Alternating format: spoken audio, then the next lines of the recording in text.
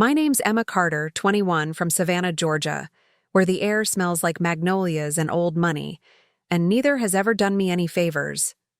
Most days, I worked the breakfast shift at Henson's Diner, scraping together tips that smelled of bacon grease and broken promises. If I have one flaw, it's faith. Not the church kind, faith in people. I kept believing that if you loved hard enough, they'd eventually love you back. I learned how wrong that was the morning my stepmother burned my future in our fireplace. The letter was thick, official seal, crimson crest. I'd waited for it for weeks. University of Georgia Scholarship Committee. Dad had promised, if you get that scholarship, kiddo, the world's yours. And for a second, it was.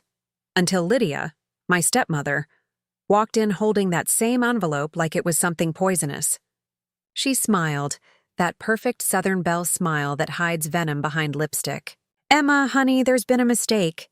"You didn't get it after all." Her tone was sugary. Her eyes were acid. I reached for the envelope. She pulled back. "It's just a rejection, sweetheart. Best not to dwell." Then she tossed it into the flames like trash. The wax seal bubbled. The paper curled. And the only proof that I'd been chosen turned to smoke.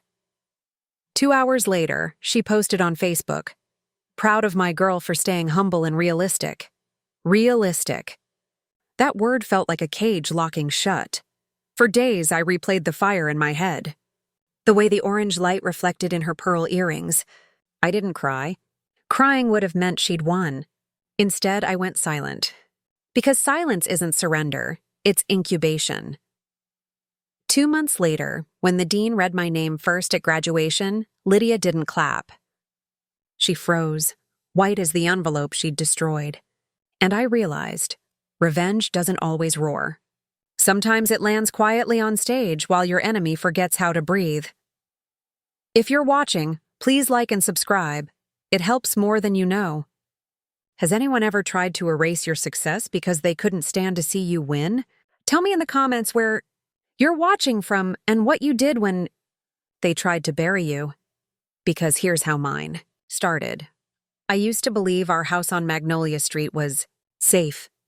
Like every brick had absorbed the promise of my father's voice. He built it after Mom passed, said it was for stability, but stability, I learned, can be another control word, especially when it's shared with someone like Lydia Price. She arrived like sunshine after a storm, polished, poised, with perfume that made the whole hallway smell expensive. Dad met her at a Chamber of Commerce brunch, 2 months after I turned 16. She laughed at all his jokes, complimented his tie, and said things like, "Every good man deserves a second act." I didn't realize then that I'd become the unwanted chapter in hers. At first, Lydia played perfectly. She cooked lemon meringue pie, folded my laundry, and called me sweetheart in that syrupy tone that sticks to your skin. But real affection doesn't sound rehearsed, and hers always did. She'd touch my shoulder while asking about grades, then casually twist the knife. "Oh, honey, B+ again? You're just not a numbers girl, are you?" Dad never noticed. He'd kiss her forehead and say, "She's trying. Lyd, let her be." And Lydia would smile, that slow, gracious kind that only predators perfect. By senior year, our family dynamic was a chessboard I didn't realize I was losing. Dad worked long hours at the shipping yard. Lydia managed the money, the house, and the narrative. And me? I learned to stay quiet, because silence got me fewer lectures. My bedroom faced the marsh, where herons stood so still you'd think they were part of the landscape. I envied them, unbothered, graceful, free. But my freedom wasn't earned yet. It was written on a letter I hadn't received, the scholarship I prayed for every night. Lydia would knock on my door sometimes and say, "You know, not everyone's meant for college. Some people thrive closer to home." Her smile never reached her eyes. I'd nod, biting my tongue, because disagreeing with Lydia was like shaking hands with fire. It only burned you, not her. Dad didn't see the manipulation. He saw convenience. She organized his bills, packed his lunches, and told him I was independent. He'd beam with pride, not realizing independence was just another word for isolation. Still, There were tiny moments of rebellion that kept me sane. Late nights, I'd sneak into the attic, the one Lydia never cleaned, and sit beside boxes of Mom's old textbooks. The pages smelled like dust and defiance. Mom had been a teacher. When she died, I promised myself I'd carry her voice somewhere the world could still hear it, even if that meant leaving everything behind. Every morning before school, I'd make coffee for Dad, black, 2 sugars, and slip my application essays into the mail pile before Lydia could review them. One essay asked, "What defines your resilience?" I wrote, "Resilience isn't how you survive the fire. It's how you keep walking after someone else lit the match." I didn't know how prophetic that line would become. By winter, my acceptance odds looked good. I'd ranked top 5 in my class, nailed my interview, and the guidance counselor whispered, "You're practically in." I should have felt unstoppable. But Lydia started hovering, asking about mail schedules, picking up deliveries herself. She'd joke, "Oh, Emma, I'm saving you from credit card junk." Except the envelopes she hid weren't junk. They were addressed to me, from universities I'd dared to dream about. The night before my scholarship letter arrived, Dad and Lydia hosted a dinner party. She wore emerald earrings and poured wine like it was theater. I washed dishes in the kitchen, pretending not to hear her guests ask about me. "So Emma's applying to Georgia, right?" one woman said. Lydia smiled sweetly. "She was. But we've decided a smaller community college makes more sense." "More her pace." Everyone nodded politely.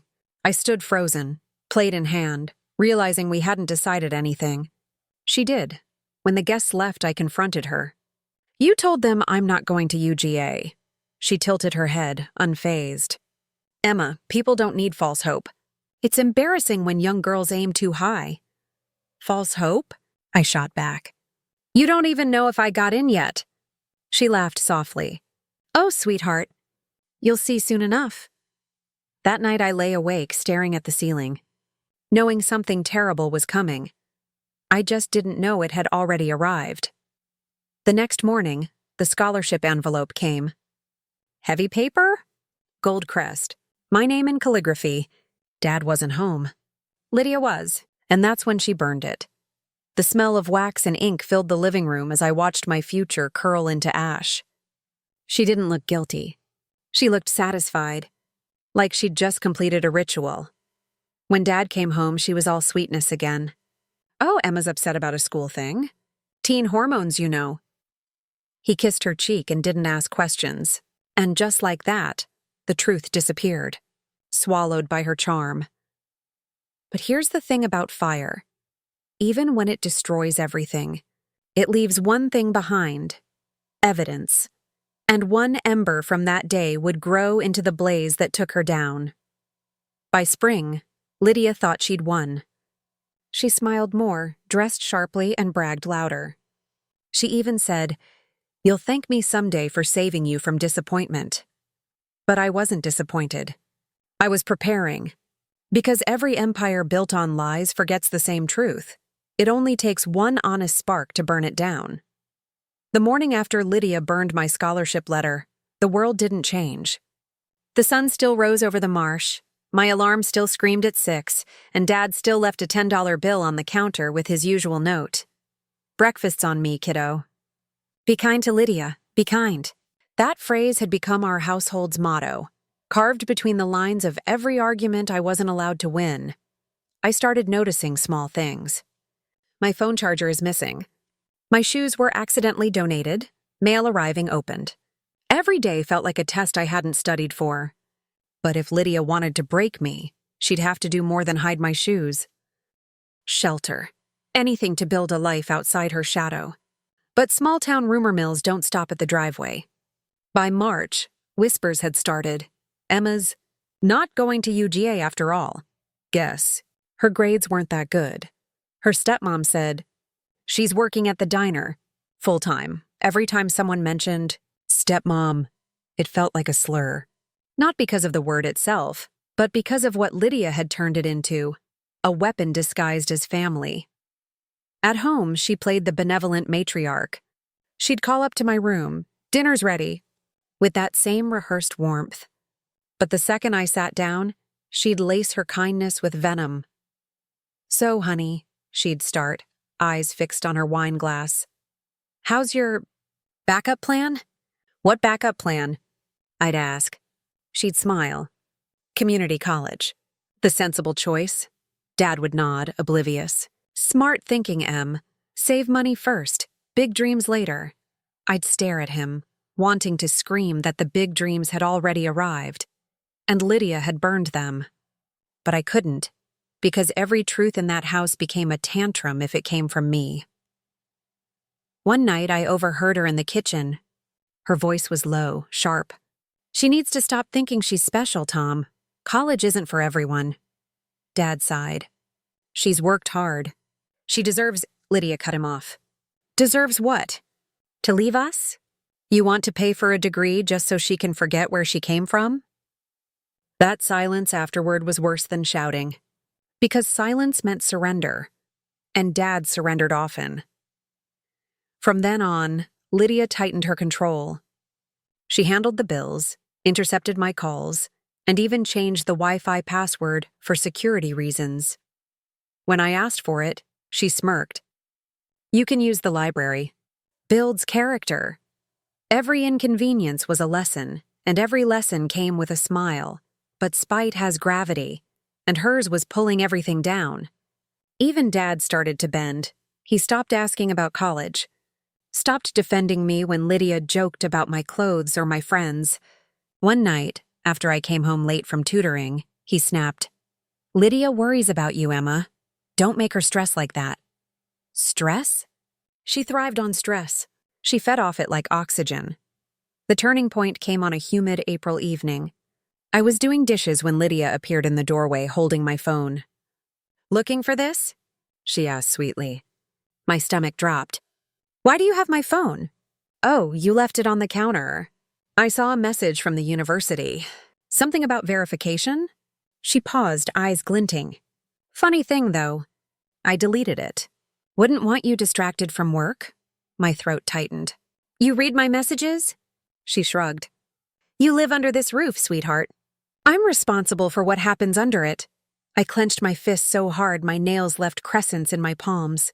"That's not responsibility," I whispered. "That's control." Her smile didn't falter. "Call it what you want. It's still my house." That night I wrote in my journal the only place she couldn't invade.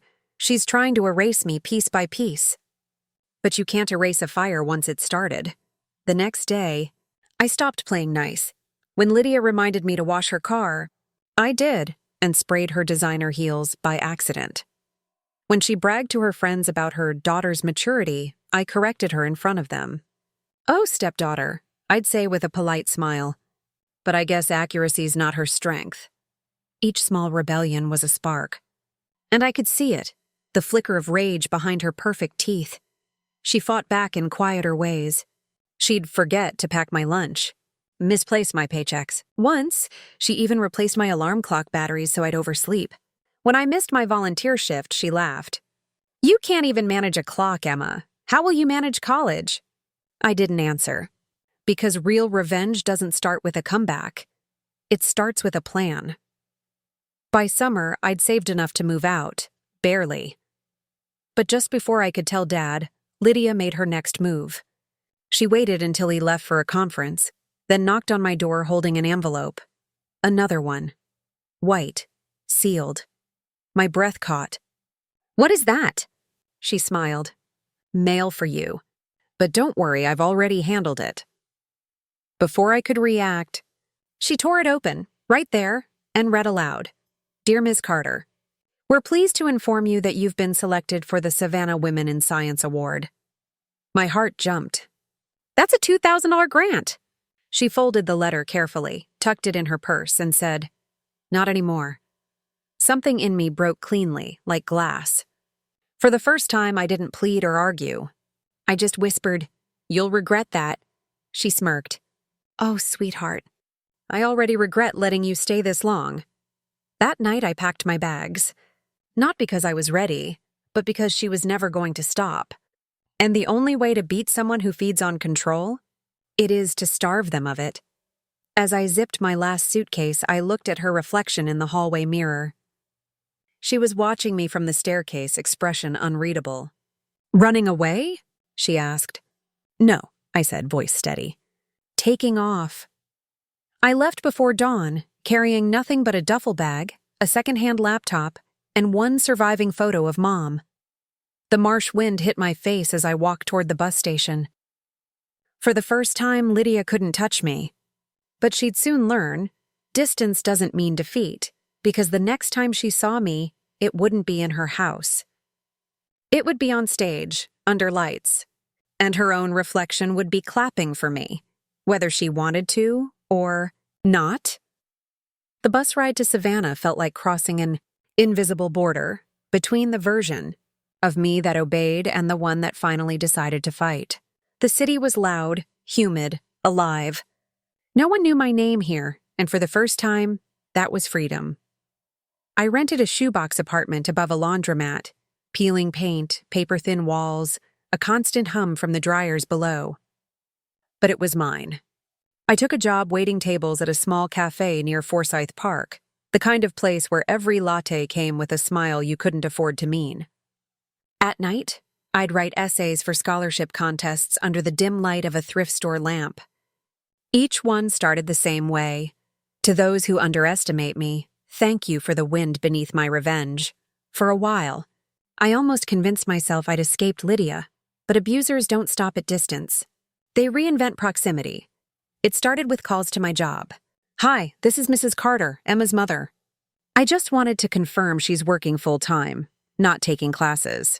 To avoid tax complications. My manager believed her.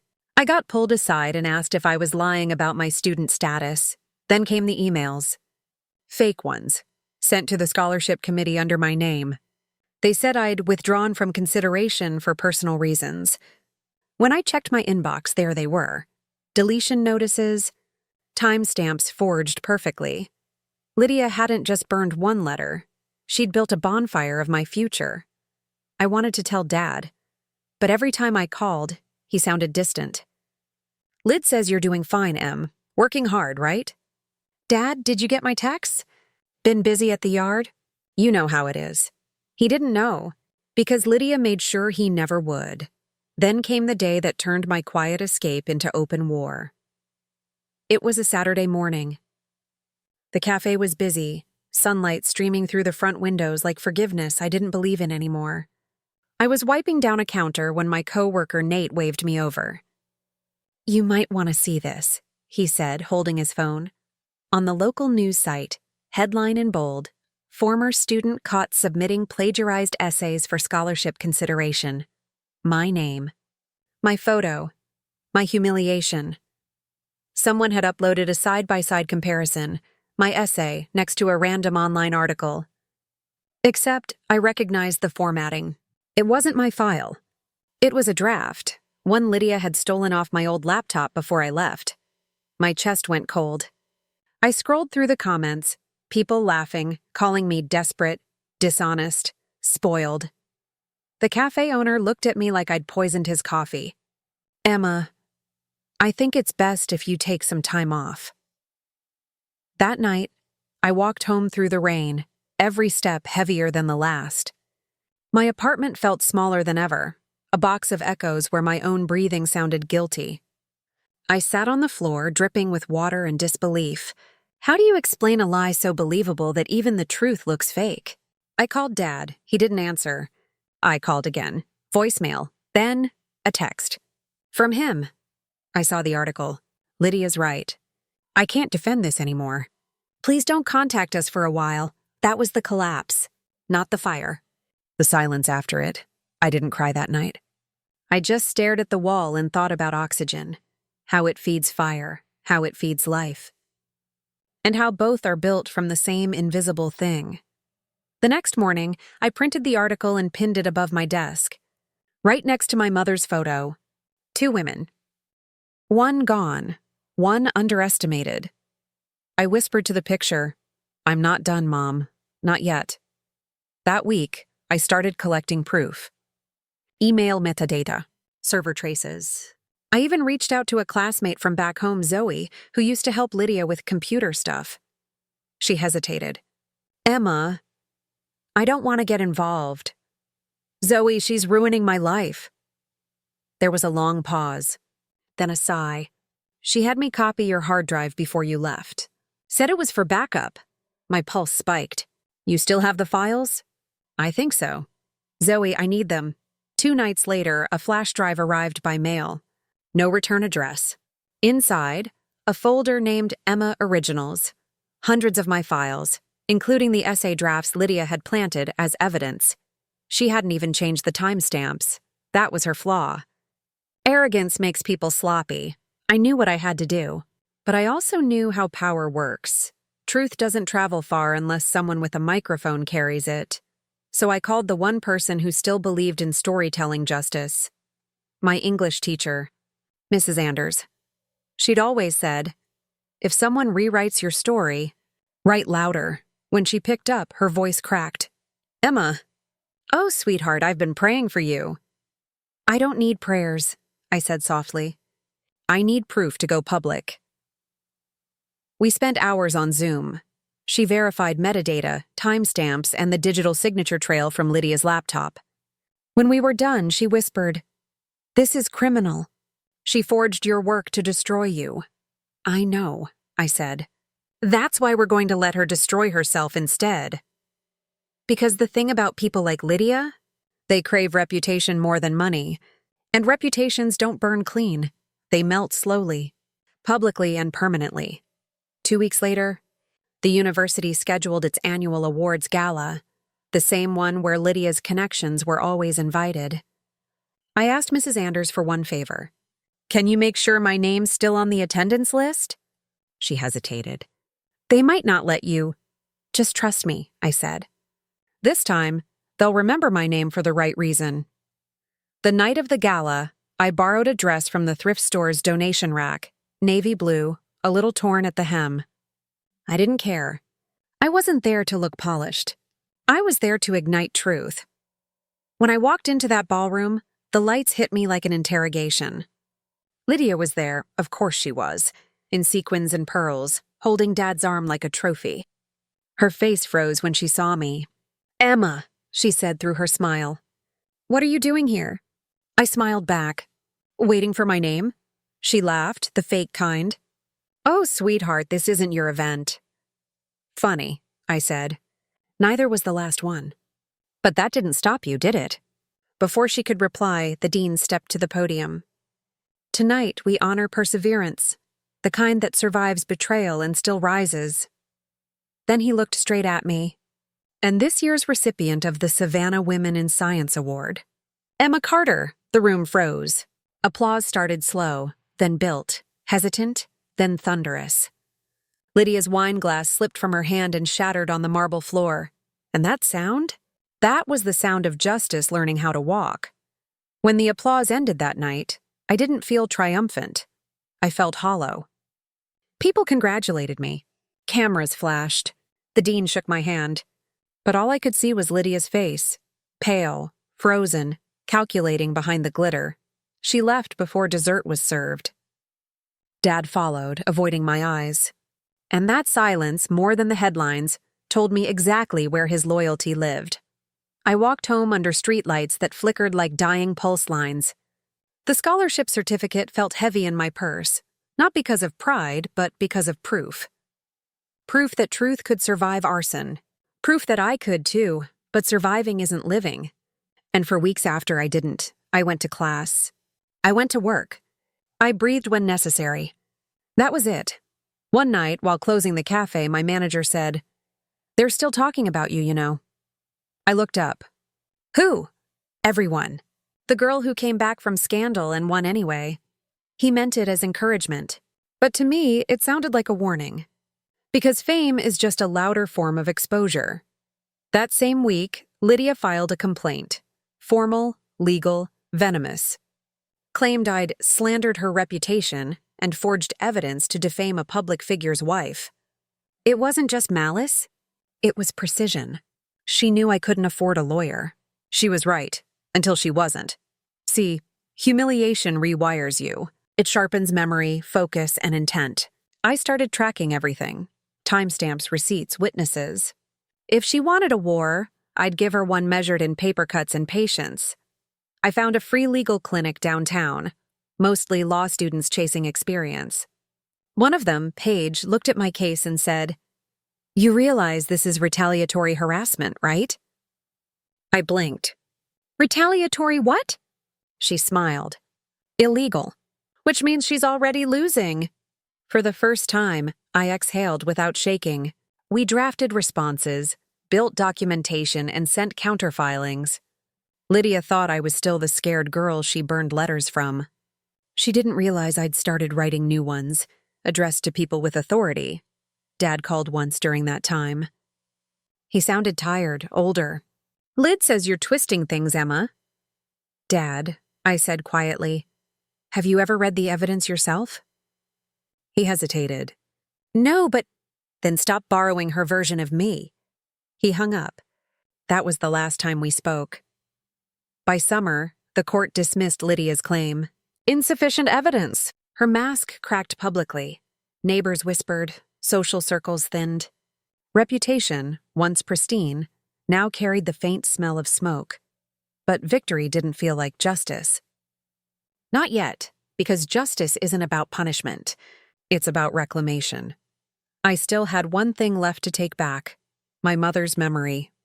Lydia had sold Mom's remaining belongings during one of her decluttering phases. I tracked the sales online, estate listings, auctions, donation drives, until I found it. Mom's old teaching journal, embossed with her initials, is listed on a collectibles site. I bought it back for $80. Inside, her handwriting looped across the first page. "Integrity is the quietest form of rebellion." That line anchored me, because revenge wasn't about shouting anymore. It was about precision, documentation, control. The same tools Lydia used, turned against her. When the new semester started, I transferred to legal studies. I wanted to understand the architecture of manipulation and how to dismantle it. Paige laughed when she heard. "Going for law school now?" "Not law," I said. Accountability. Nights were still long.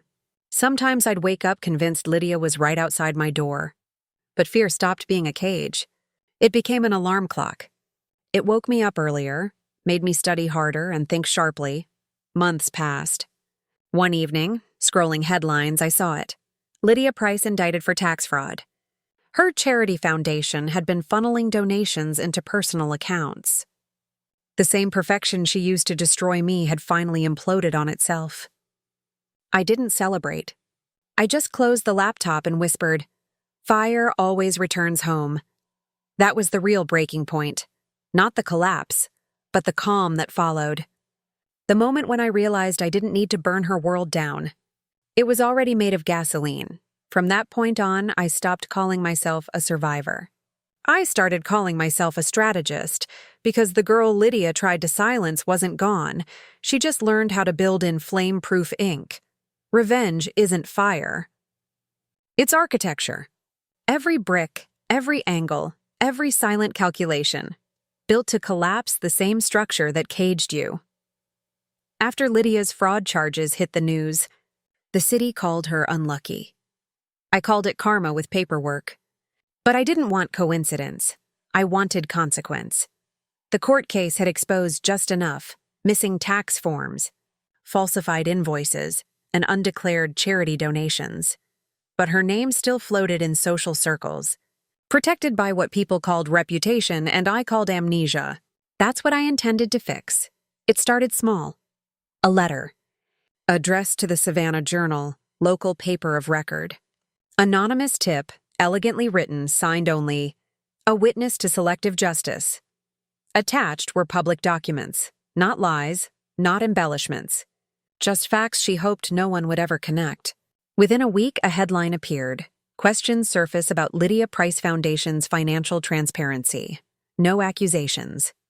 Just questions. But questions spread faster than proof. By then, I was back in college, halfway through my pre-law program. I'd learned how evidence works, not just what it proves, but what it implies. I built a digital archive, screenshots, timestamps, and donation logs. Every inconsistency, cross-referenced, sourced, cataloged. It wasn't an obsession. It was designed. When Paige, my legal friend, found out, she said, "You're building a case file." I smiled. "No, I'm building a mirror." She frowned. "For what?" "So Lydia can finally see what she looks like when truth reflects." One afternoon, while studying in the law library, I overheard two students gossiping. "Did you hear? The Price Foundation is losing donors." "Yeah, rumor is some whistleblowers leaking files." I didn't look up from my notes. Sometimes silence is the most satisfying confession. Still, I wasn't finished. Because vengeance without restoration is just vandalism. So I applied for an internship. Not at a law firm, but at the State Ethics Commission. The same office is investigating Lydia. When they called me for the interview, the director, a gray-haired woman named Ms. Castillo, looked over my resume. "Emma Carter," she said, scanning the page. "You were the student at the center of that scholarship controversy, correct?" "Yes, ma'am." She set down her pen. "Why do you want this internship?" I met her eyes. "Because I know what it's like to be rewritten, and I'd like to help others reclaim their authorship." She smiled faintly. "That's not a typical answer, but it's the right one." I got the position. From there, access changed everything.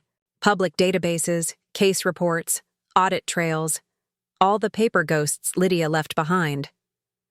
Each one told a story, a donation that vanished, a form signed twice by two different hands, a grant awarded to a non-existent recipient. It wasn't hard to trace, just painful to see how much corruption hides under polite signatures. When I brought the first irregularity to Ms. Castillo, she asked, "How did you catch that?" I said, "Because I've seen that handwriting before." She studied me carefully, then nodded. "Keep going." That phrase became oxygen. Over the next 3 months, I built a comprehensive fraud map. Lydia at the center, surrounded by shell accounts and fabricated vendors. It wasn't revenge anymore. It was justice in blueprint form. Meanwhile, at home, Dad's silence fractured into panic. Word had reached him. Lydia under review, donors withdrawing, investigators circling. He called me one evening, voice trembling. "Emma, what's happening to her?" I stayed quiet. "Did you do something?" he asked. I took a slow breath. "I didn't do anything, Dad. She did. I just stopped cleaning up her mess." He tried to speak, but the line went dead. A metaphor, I suppose. As the case built, I faced a moral question I didn't expect. How far is too far when the truth is on your side? Paige warned me. Expose her crimes, yes, but don't lose your humanity doing it. I nodded. "Don't worry. I'm not burning her world down." She raised an eyebrow. "Then what are you doing?" "Turning on the lights." And I did. When the state's audit report was released, the findings were catastrophic. Misappropriation, forgery, fraudulent misrepresentation. Her name was everywhere, in headlines, court dockets, whisper networks. But the final blow wasn't legal. It was personal. Lydia's charity gala, the same event she'd built her social empire around, was scheduled for March. I submitted the ethics report to the press the night before. By morning, the story broke nationwide. Donors withdrew, guests canceled, and caterers backed out. By evening, she stood in an empty ballroom surrounded by flowers no one would see. A photo hit the internet the next day. Lydia Price alone in sequins, staring at an untouched champagne flute. Caption: When the spotlight finally tells the truth. That image went viral. People called it poetic justice. I called it closure in progress. Because closure isn't a door that shuts. It's the wind that rushes through once it's open. 2 weeks later, Ms. Castillo approached me at the office. She handed me a sealed envelope. Inside, a letter of recommendation. "Emma," she said, "you have a gift for evidence. But don't spend your life chasing villains. Build systems that prevent them." That line stayed with me. Because I realized Lydia wasn't my final chapter. She was just the prologue to purpose. Still, before I could move on, one final reckoning remained. I visited my father. He opened the door, older than I remembered, shoulders hunched under invisible weight. "Emma," he said softly. "She's gone. Left town. I know. She lost everything."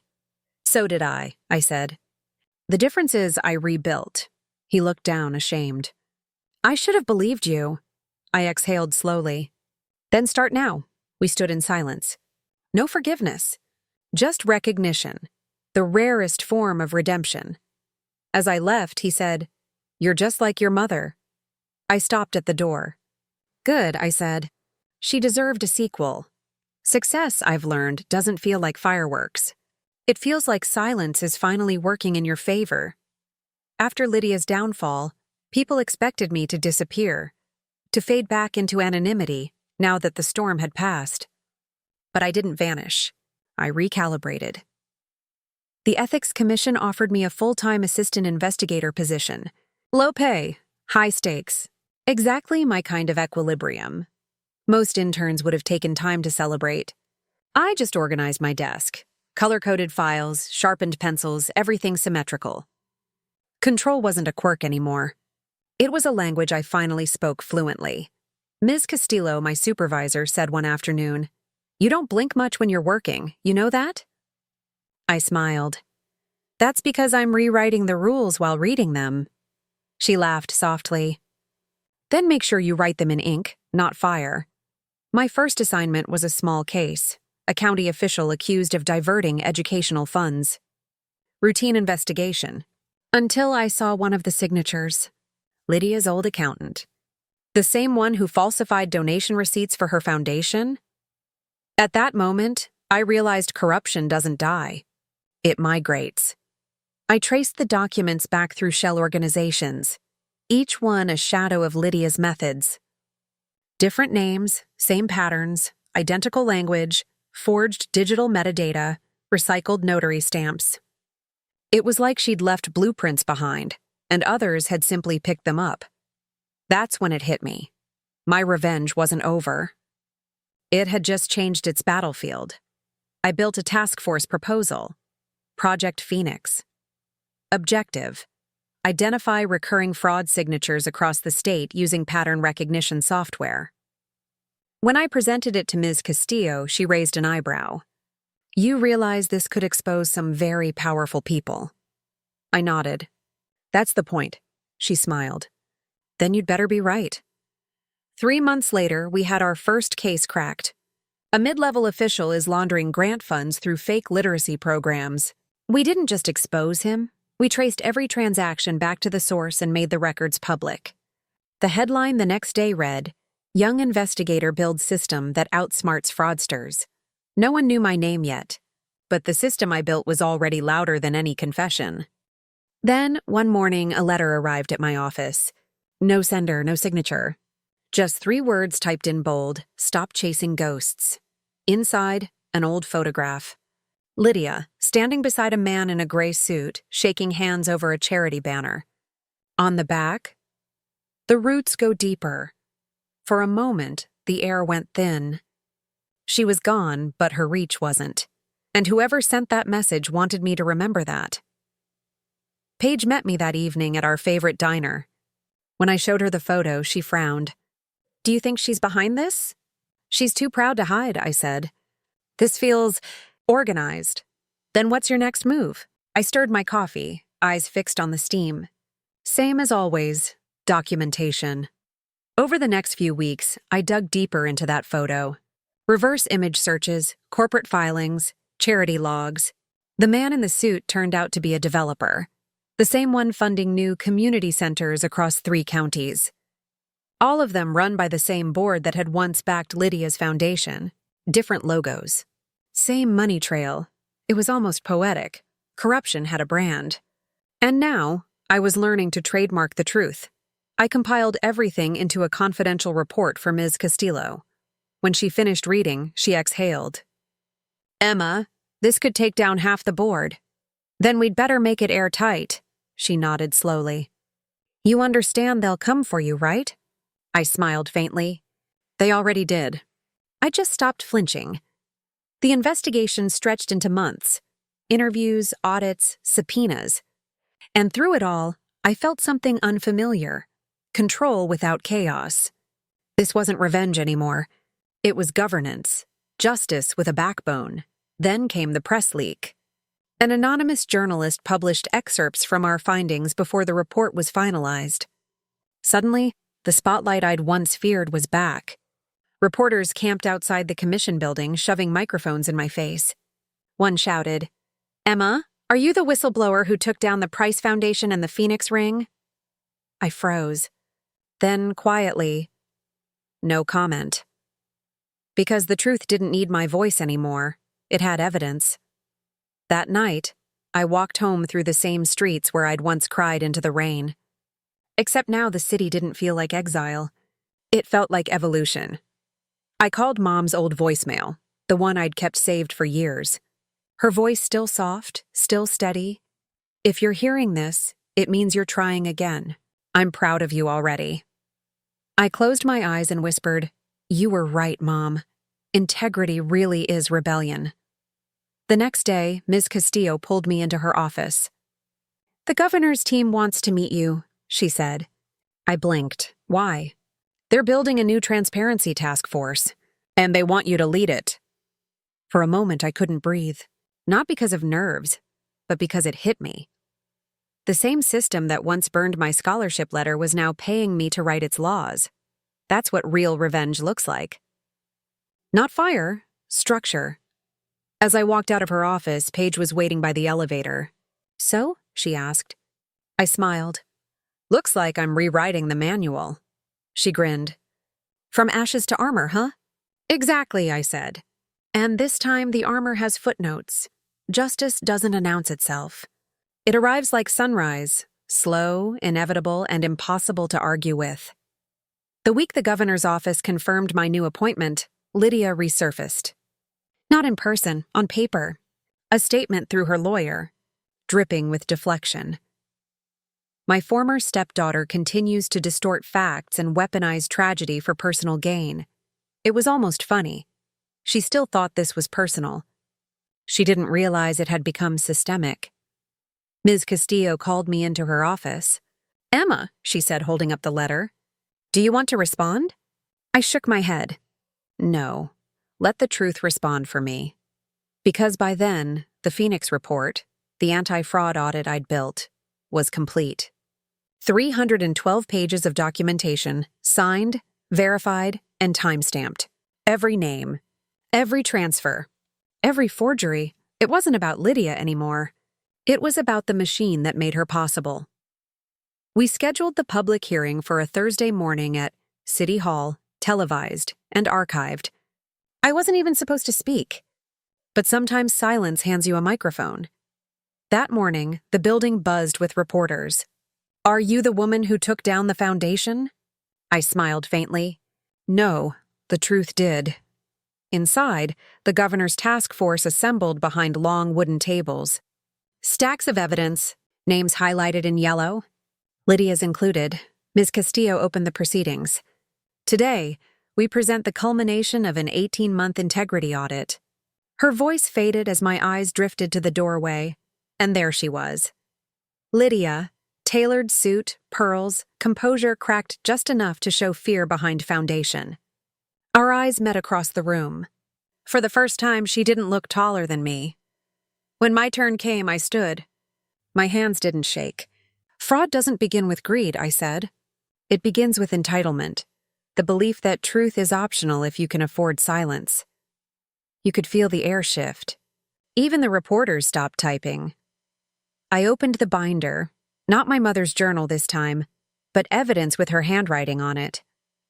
Every dollar, every signature, every timestamp, a biography of corruption written in receipts. "This isn't vengeance," I said. "It's visibility.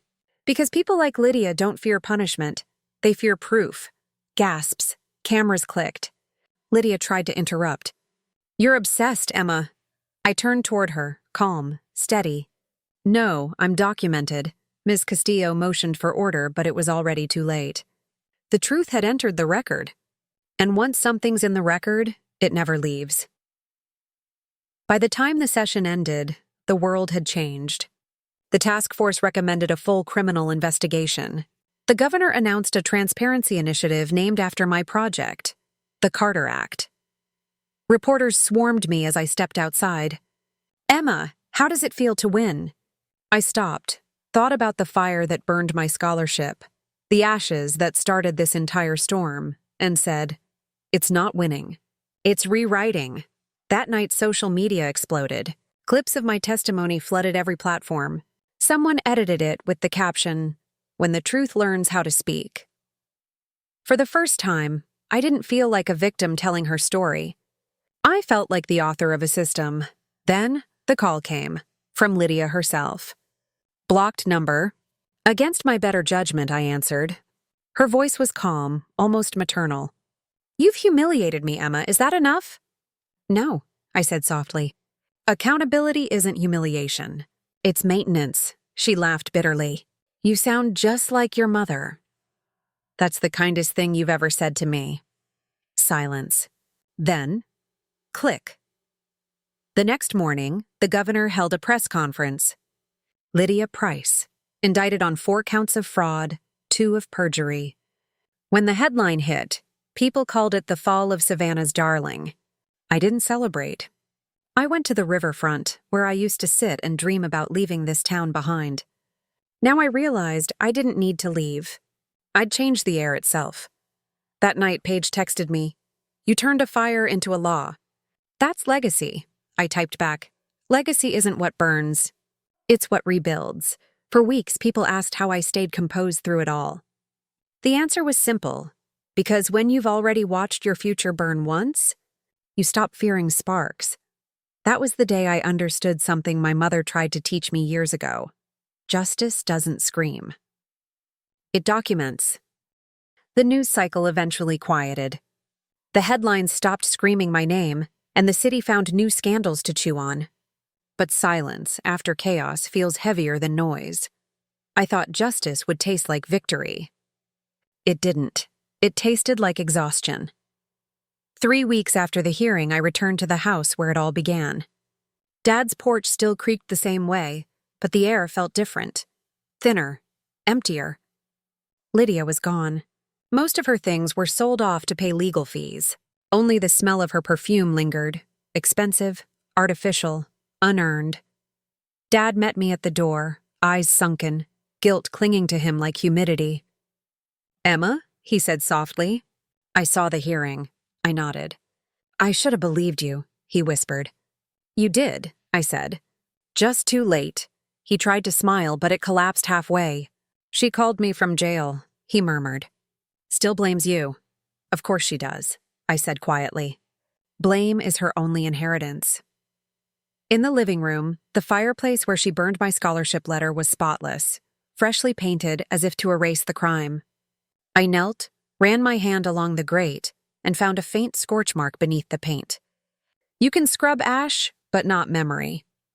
That night, I stayed in my old room, the walls still lined with taped-up goals and quotes. One stood out, faded but legible.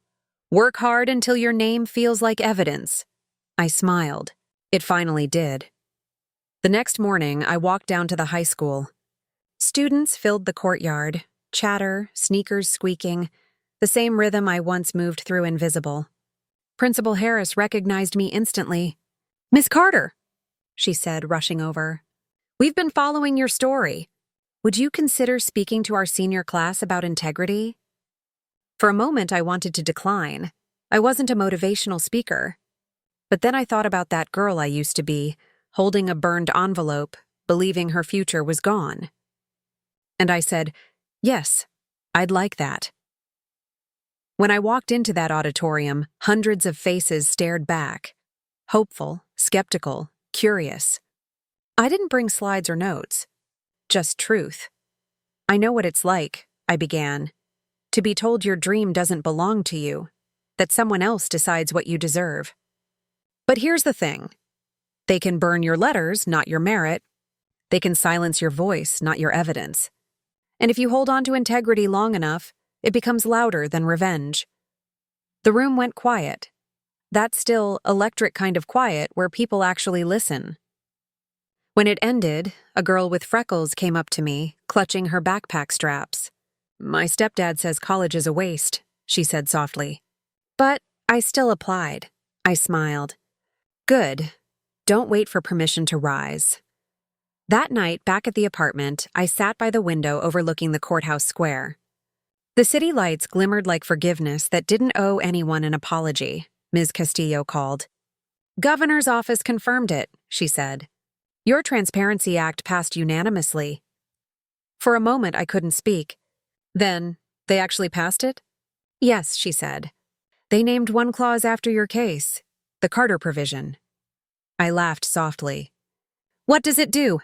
"It requires all scholarship programs under state jurisdiction to publish recipient lists and verification logs publicly."